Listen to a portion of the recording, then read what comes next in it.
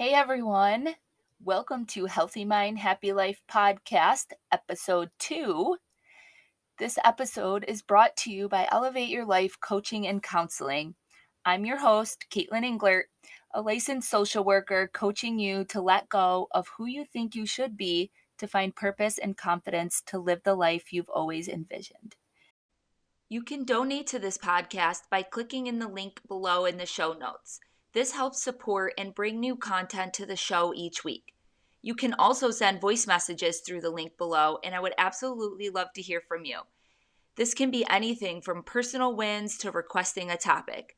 This show can't happen without everyone listening, so your support is greatly appreciated.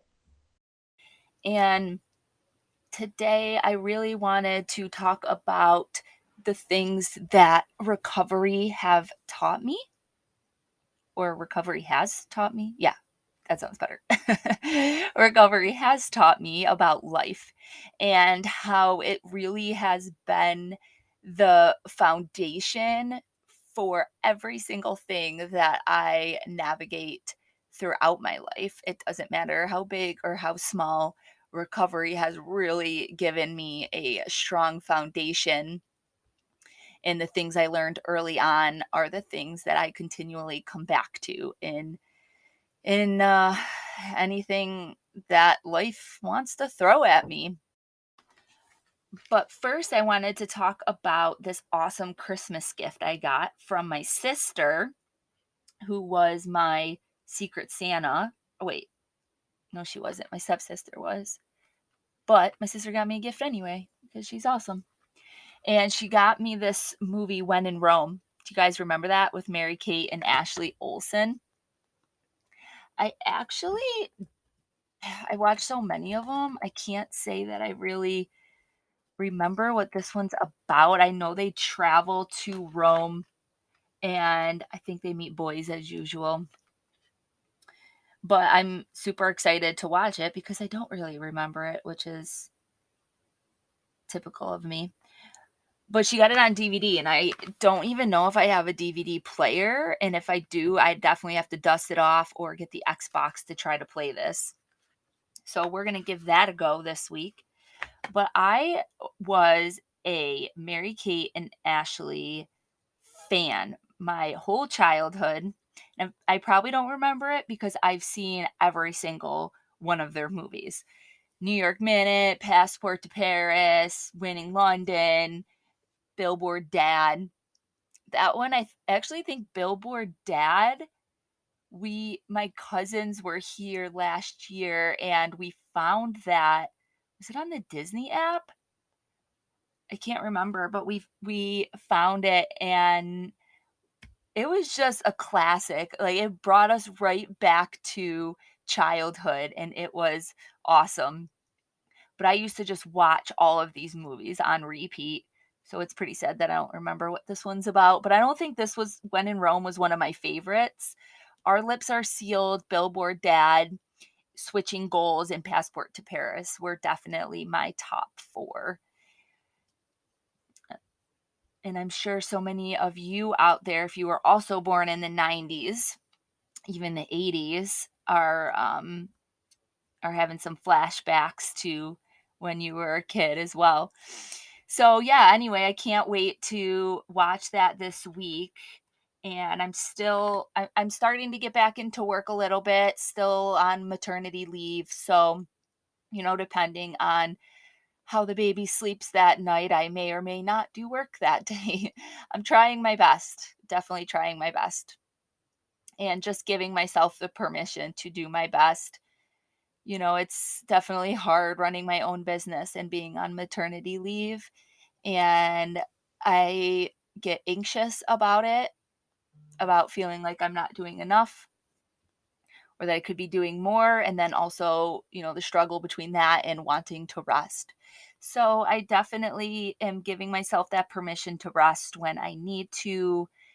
And especially if there's a bad day or a night that I don't get as much sleep or I just feel exhausted because I'm a mom of 3 now. But, so I'm doing it. I'm doing it. And Anyway, let's go back to our topic for today is what has recovery taught me? So I have three different, I wrote down my top three things that recovery has taught me.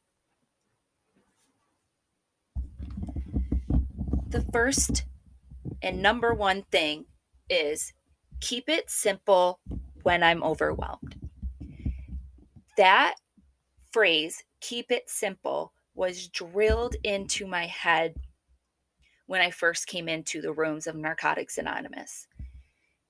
Because addicts, alcoholics, and honestly, outside of that, overthinkers, people who are emotionally intelligent, we tend to get caught in the future, which the future causes anxiety.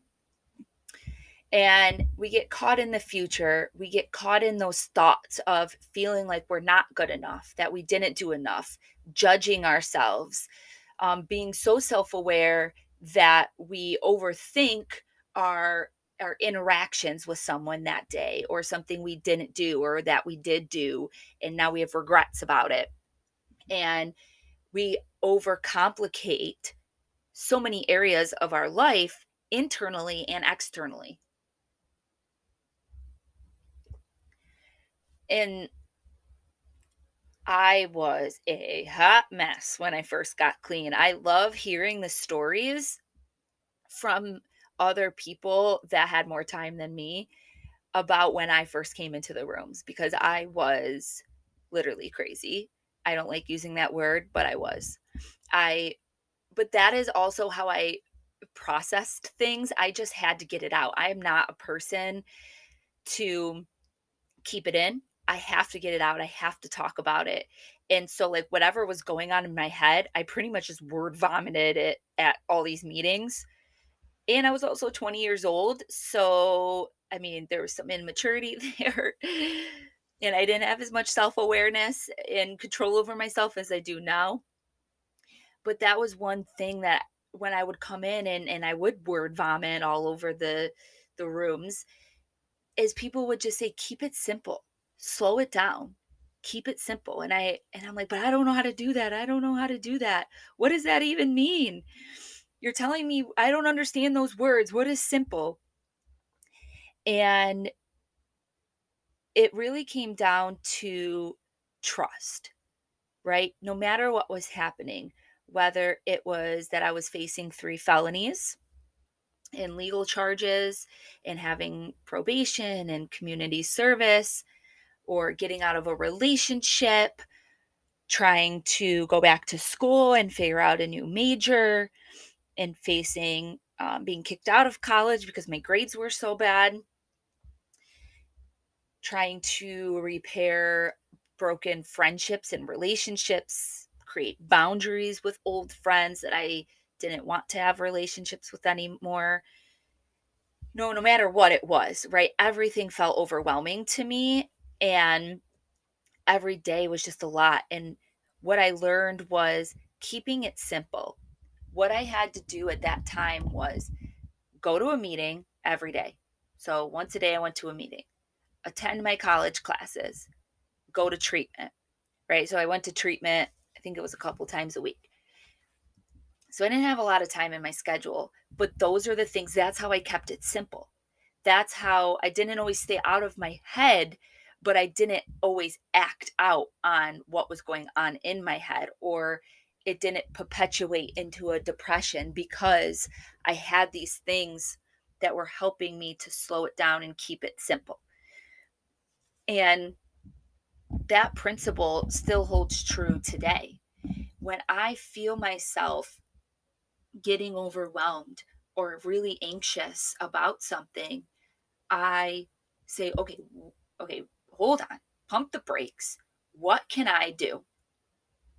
And that is keep it simple. Okay, so what is it that I can do today that will help me slow things down? Right? I don't need to accomplish everything today, but I do put that pressure on myself. So I'm actually causing myself to feel anxious and overwhelmed. It's intentionally it's like intentionally harming myself. And so if I okay, no one else is putting this pressure on me, right? I put the pressure on myself. And so keeping it simple. If I think about it from a logical standpoint, I want to get everything done today, but I actually have a whole week to do it. And who's saying that I have to get it done today? And you know what? Even if you do have someone telling you, if it's at a job or you're getting ready for something like a party or an event or holiday, whatever, um, and you have someone telling you, you have to get these things done, you can still find ways to keep it simple and slow it down. Maybe you give up something, or you postpone something. Okay, this thing that I have to do for work, this can wait till tomorrow. I'm going to do this today and focus on this today. And that's a really good way of just keeping it simple. And and I may not always feel great about that. Like I might still feel anxious or overwhelmed, but it's better than it would be if I allowed myself to get caught in that anxiety or that overwhelm.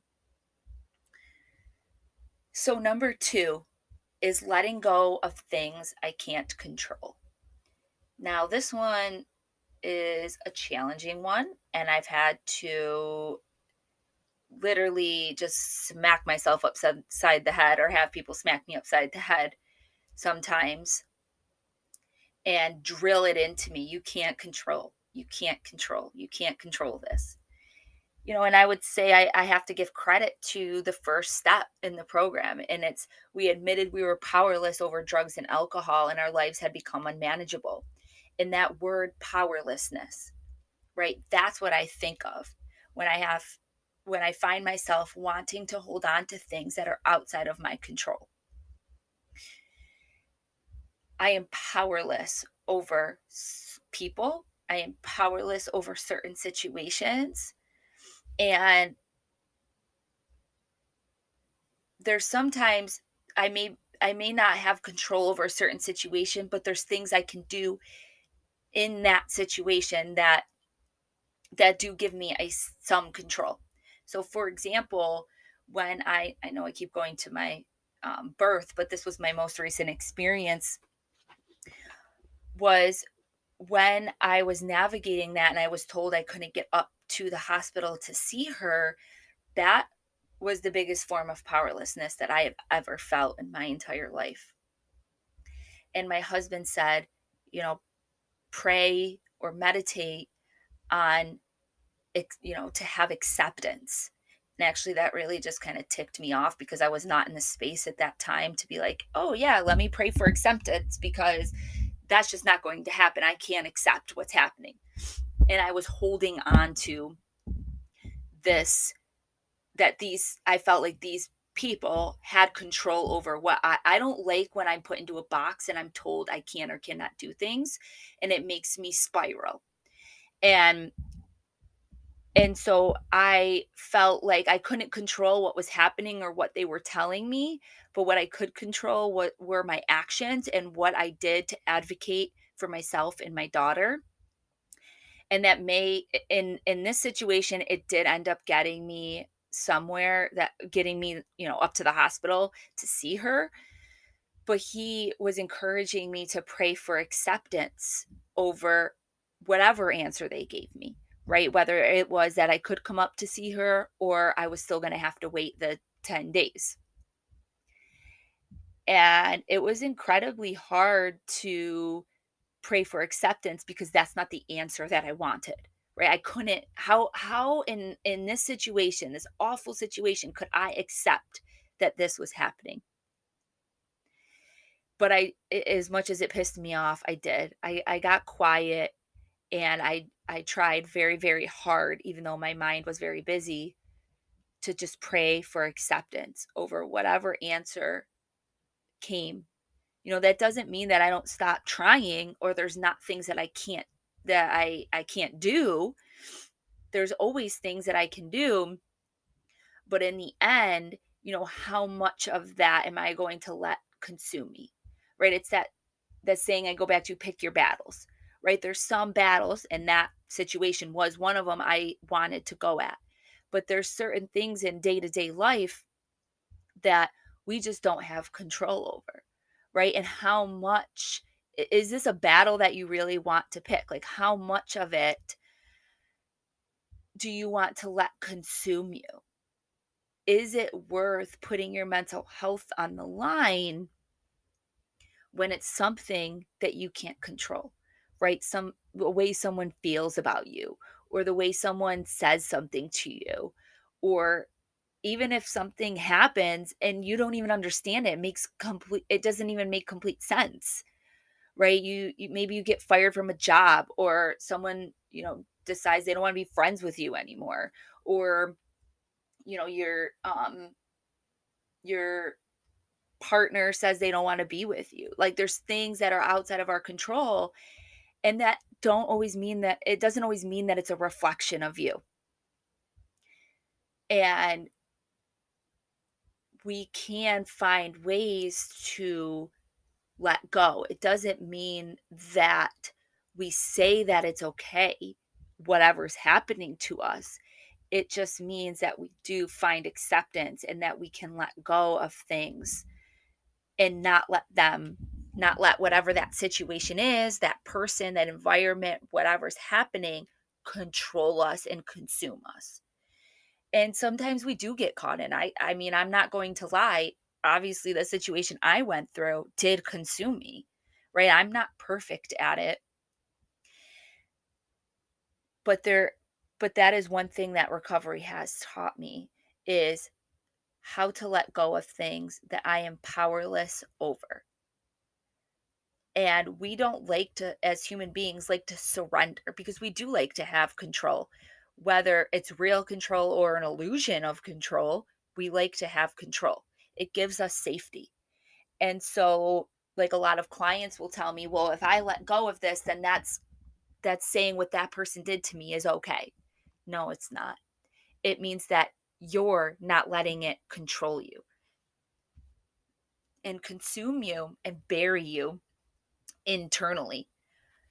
And so that's been a really big lesson, and it's one of those things that I don't think any of us will ever master, but we can get better at it. And again, pick our battles. So the third thing is, recovery has taught me how to be honest and authentic.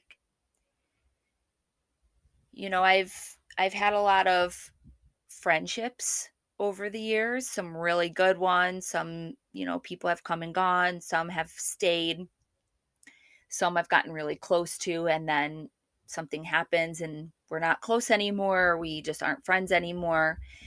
And I was having this conversation with someone the other day, that I lived in this alternate world for so long, that in what I mean in of people in recovery, and I lived in this world of, surrounded by other therapists. And with that comes, when you're in recovery and you're a therapist, most people are very self-aware. They learn how to be honest and authentic and genuine, and not just talk the talk, but they walk the walk, right? So relationships tend to be a little easier in my experience. But what I've learned after I left my job, about 4 years ago, is that's just not the way the world works. That people are people, and there's a lot of really good people out there, and there's good people out there that just don't have that level of self-awareness that I would like them to. And there's people out there that don't have the insight or the awareness or the experience over, or understanding of their behavior and their thoughts. And so they will do a lot of that, talk the talk, but not walk the walk. And some people just aren't aware of their own trauma or their childhood wounds, And that plays itself out in relationships. And me being me, I am self aware and sometimes to a fault that when these things happen, um, relationships kind of fizzle out, or experiences, jobs fizzle out, or they no longer serve me. And sometimes I have this expectation, or I believe that everyone else is the same way. And that's not the case. And so that's that's okay. It doesn't make them a bad person. It just means that they haven't reached that point in their life, or they don't have that level of self-awareness or understanding or emotional intellect that other people do have. But that's okay, right? Like, we all serve a purpose in this universe. And I wrote this as my third one because I do want to be that honest person. I do want to be that authentic person. When you see my stuff on social media, that's me. That's me being genuine and authentic. And I will not post anything that does not feel authentic to me. And again, sometimes I'm self aware to a fault that I I can't in good conscience post something that I'm doing and then not do it, right? I can't post, "Oh, I'm journaling today," or "I did this amazing daily meditation," and then actually not do it. In good conscience, whether you know that or not, I can't do that. And just showing up and being honest with, on whether that's on social media, on the podcast, with my kids, with my family, with my friends, it recovery has taught me how to be a good human, how to be authentic. And that mean authenticity just means right here, this is who I am, right? What you see is what you get. And you can trust that when I say I'm going to do something, I'm going to do it, right? I don't just come on here and say things and then not apply them to my own life. And my conscience is so strong, it wouldn't let me do that anyway. Actually, funny story. My therapist, when I first got clean, and I struggled for months and months to get clean and outpatient, but I was like, when I was using and I would try to lie about it, my conscience, even when I was using, right? Even the drugs couldn't bury my conscience. My conscience had such a loud voice, I would tell on myself. And my therapist, now we became coworkers and then we became friends, so we still have a relationship to this day, uh, I think it's been like 11 or 12 years later, and she still brings it up and we still laugh about it because she's like, "Caitlin, your conscience just, it wouldn't even let you lie." She was like, "You would try, but then you would be like, oh, okay, no, this, yep, I have to be honest. This is what I did." Or one time I called her and I said, "Yeah, I won't be in group tonight because I just got arrested for stealing." It's like most mostly anyone else that was you actively using just would probably hide and disappear, and they would not be calling their counselor, or they would show up, months later, few weeks later. But my conscience just always brought me back to this place of being honest and authentic. And so, it's still like that today. Even if the lady at Kohl's goes to, she's wringing out my clothes and accidentally missed ringing something up and I notice it, I have to be honest about it. And I can't just walk out of that store knowing that I got that dress for free, because that person may lose their job. And I wouldn't want that to happen, right? I went into that store knowing that I would have to pay for it. And it's not right for me to walk out knowing that that happened. Um, and so that's been a big part of my recovery too, is that I just can't lie. If I lie, it's it puts me in a really bad space. And that's not the type of person that I want to be. That's the person that I used to be, right? I even though I was honest with my counselor, I would always try to lie. I was always lying to everyone around me, whether I was good at it or not. I really wasn't. But whether I was good at it or not, it's an old behavior. And so showing up as a real person and being honest about things in my life today, even what's going on in my head, um, is a crucial part of my life. I have to be honest about how I'm feeling, about what's going on in my head, or it's just going to isolate me and bury me.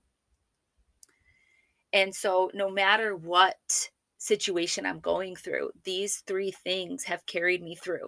When I worked through, and still sometimes it's a struggle, but through my disordered eating, and navigating, learning to reconnect with my body again, trying to find my way through life and figure out who Caitlin is, was, yeah. Still trying to figure out who she is. It's really a never-ending journey. But these things, and even more recently when I went through this experience with the birth, these things, these pillars have carried me through, and I can trust that no matter what life throws at me, I have these pillars. And so, whether you're in recovery or not, what I encourage you to do is build your foundation. We all go through situations, whether that's recovering from addiction, from an eating disorder, from a divorce, from a bad breakup, having children, whatever, losing someone that was close to you, no matter what experience you've been through in life. I want you to think about what did you do, or what can you do if you're going through it now, to build that foundation strong so it doesn't have cracks in it. Because I know my foundation doesn't have cracks. Life is hard and I'm not perfect, and sometimes I forget about these things. But when it's really, really hard and I don't know what else to do, I can surrender and I can say, okay, keep it simple, let go of this thing I can't control, and be honest and authentic. If I can do those things, then I will be okay, right? And my pillars might not be your pillars. I want you to figure out, what are your pillars? What did you build your foundation with? Or what do you want to build your foundation with? And build that thing strong. You want that foundation rock solid. And if you can do that, then you can trust that those pillars will carry you through any situation in life. That is all the time that I have for today, guys. Thank you so much for joining today. Please share with your friends if you liked it, or with a family member or someone that you feel could benefit from this. And please reach out if you want to schedule a coaching consultation or a session with me. I am meeting with people in person and virtually. So please reach out, and I will see you all next week. Peace and love.